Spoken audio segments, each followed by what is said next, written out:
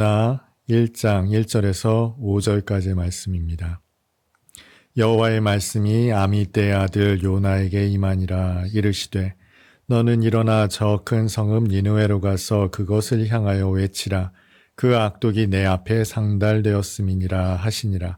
그러나 요나가 여호와의 얼굴을 피하려고 일어나 다시스로 도망하려 하여 욥바로 내려갔더니 마침 다시스로 가는 배를 만난지라. 여호와의 얼굴을 피하여 그들과 함께 다시스로 가려고 뱃삭을 주고 배에 올랐더라. 여호와께서 큰 바람을 바다 위에 내리시매 바다 가운데 큰 폭풍이 일어나 배가 거의 깨지게 된지라. 사공들이 두려워하여 각각 자기의 신을 부르고 또 배를 가볍게 하려고 그 가운데 물건들을 바다에 던지니라. 그러나 요나는 배 밑층에 내려가서 누워 깊이 잠이 든지라. 아멘. 믿는 성도라면 하나님의 말씀을 듣고자 합니다. 그래서인지 새해가 되면 가장 많은 결단을 내리는 것 중에 한 가지가 올해는 꼭 성경 통독을 하리라, 큐티를 빼먹지 않고 하겠다, 이런 다짐들을 많이 하는 것 같아요. 그리스도인에게 있어서 하나님의 말씀만큼 중요한 것이 있겠습니까? 그래서 말씀에 대한 많은 다짐들을 합니다만, 그렇게 다짐을 하고 또 열심히 노력을 해도 하나님의 말씀 듣는 것을 어려워하는 분들이 많이 있어요. 왜 우리는 하나님의 말씀 듣는 것이 어려울까요? 스마트폰만 열면 언제든지 말씀을 들을 수 있거든요. TV에도 기독교 채널이 제법 많이 있습니다. 언제나 맘만 먹으면 우리는 예배를 드릴 수 있고요. 설교 말씀을 들을 수 있음에도 불구하고 성경책을 열어 읽기만 하면 주님의 말씀을 들을 수도 있는데, 그런데도 많은 사람들이 그 말씀 듣는 것을 어려워합니다. 왜 그럴까요? 내용이 어려울까요? 아니면 하나님께서 우리에게 말씀하시지 않아서 우리가 듣지 못하는 것일까요? 저나 여러분이 너무나 영적이지 못해서 분별하여 깨닫지 못하는 것일까요? 우리와 달리 오늘 본문에는 요나에게 하나님의 말씀이 임하셨습니다. 너는 니느웨로 가서 외쳐라. 그런데 이 하나님의 말씀을 받은 요나의 태도가 영 이상합니다. 애초에 니느웨가 아니라 다시스로 가겠다 마음을 먹고 욥바로 내려가서 배를 타고 다시스로 향합니다. 거기에 덧붙여 성경은 여호와의 얼굴을 피하여라고 기록하고 있어요. 요나는 북이스라엘 여로보암 2세 때 활동했던 선지자였습니다.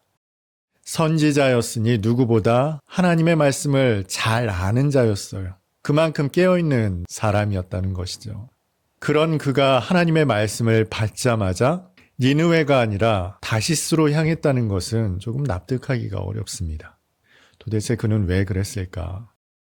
하나님의 말씀이 어려웠을까요? 그에게 주석이 없어서 해석하는데 어려움을 느꼈기 때문일까요? 전혀 그렇지가 않을 겁니다. 오늘 말씀은 너무 단순한 말씀이에요. 심지어 하나님께서는 그에게 가서 뭐라고 외쳐라 말씀하지도 않으셨어요. 그저 니느웨로 가서 외쳐라, 그들의 악독이 나에게 상달되었다, 이 말씀만 하셨어요. 척하면 사기죠. 요나는 니느웨로 가서 뭐라고 외쳐야 하는지도 알았습니다. 그들이 돌이켜 회개할 것을 요구하는 그 말씀을 전하면 되는 거였어요. 말씀이 어려운 것도 아니었습니다. 그렇다고 하나님의 뜻이 변개된 것입니까? 하나님이 손바닥 뒤집듯 이전에 하셨던 그 뜻과 전혀 다른 뜻을 내비치신 것입니까? 아니죠. 하나님의 뜻은 늘상 변함이 없었습니다. 구원하심에 있어요. 살리심에 있습니다.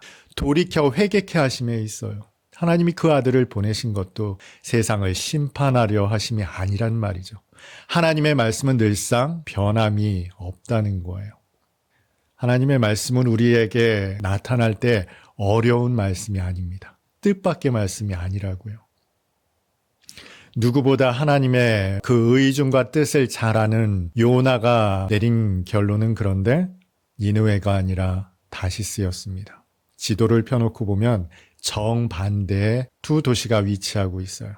애초에 갈 마음이 없었다는 거죠. 하나님의 이 말씀이 싫다는 겁니다. 사실은 여기에는 그만한 이유가 있습니다. 니느웨는 아수르의 수도입니다. 쉽게 말하면 북이스라엘이 조선이라면 아수르는 일본이에요. 다시 말해 하나님께서 저나 여러분더러 조선을 언제라도 침략하고자 하는 일본의 야욕을 드러낸 그때 동경에 가서 그들이 회개할 것을 촉구하는 하나님의 말씀을 전하라는 것과 같은 것이었습니다. 그러니 가고 싶었겠습니까? 일본이 돌이키면 그들이 강성해지면 우리나라를 침략할 것이 불보듯 뻔한데 이미도 얼마나 많은 수탈을 감행하고 있는지 뻔히 보고 있는데 그들이 돌이켜 회개하여 하나님의 은혜를 입도록 하겠다. 이 요나가 순종하고 싶었겠습니까?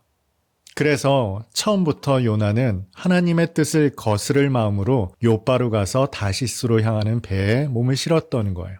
그 배에 타자마자 잠들어 버렸습니다. 무슨 일이 있어도 다시스에 도착할 때까지 일어나지 않으리라는 심산이었는지도 모르겠어요. 물론 그렇게는 못하죠. 하루 이틀에 도착할 거리가 아니니까.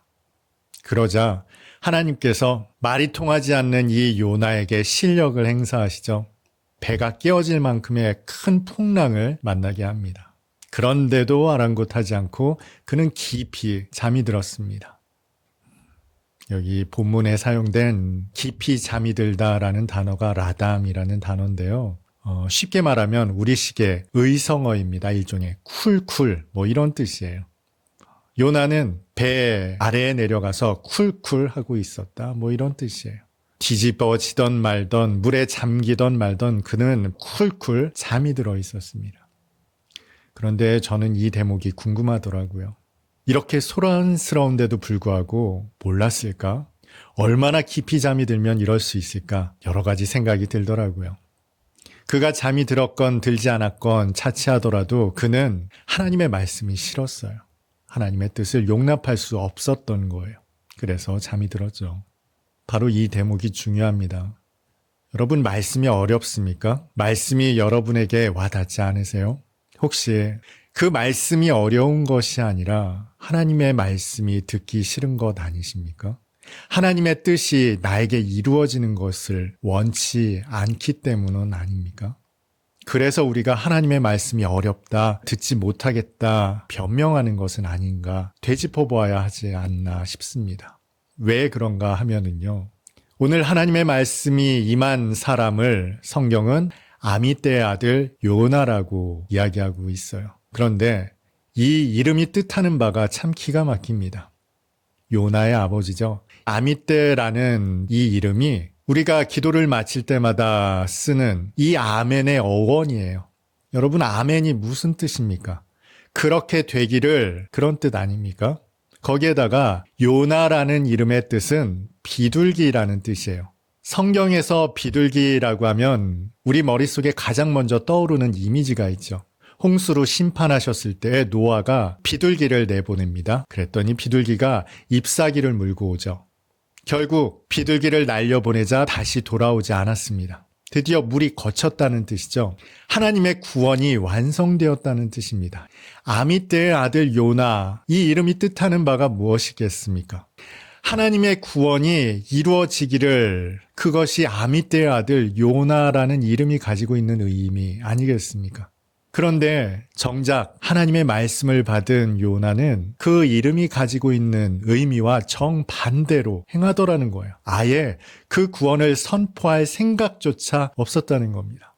그러니 그는 하나님의 말씀을 듣지 못한 것 아니겠습니까? 그가 하나님의 말씀을 듣지 못하자 하나님이 실력 행사에 들어갔어요. 배가 깨어질 만큼의 강한 풍랑으로 그를 깨우셨던 겁니다. 여러분 우리가 오해하는 게 있어요. 하나님의 말씀은 어렵다, 신묘막측하다. 아주 오랫동안 묵상하고 기도한 목사님쯤 되어야 그 말씀을 해석할 수 있다, 깨달을 수 있다.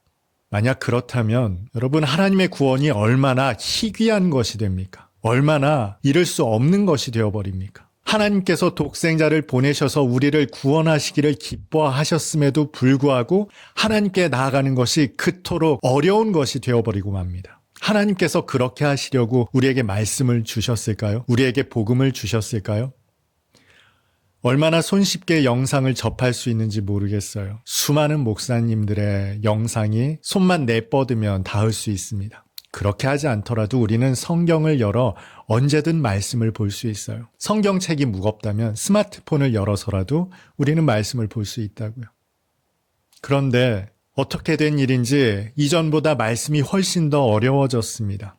이전에 해석했던 모든 말씀은 다 틀린 것이 되어버렸고요. 탁월한 통찰로 해석해내는 그 말씀만이 진리가 되는 그런 세상처럼 여겨져요. 물론 하나님의 말씀을 어느 한 가지로 재단하듯 해석해버리는 것은 그 깊으신 뜻을 가볍게 여기는 측면이 없지는 않습니다만, 그러나 여러분, 중요한 것은 하나님의 뜻은 단 한 번도 변개함이 없었어요. 하나님의 선하심과 인자하심이 달라진 적이 없다고요. 그 복음이 한결같았다고요.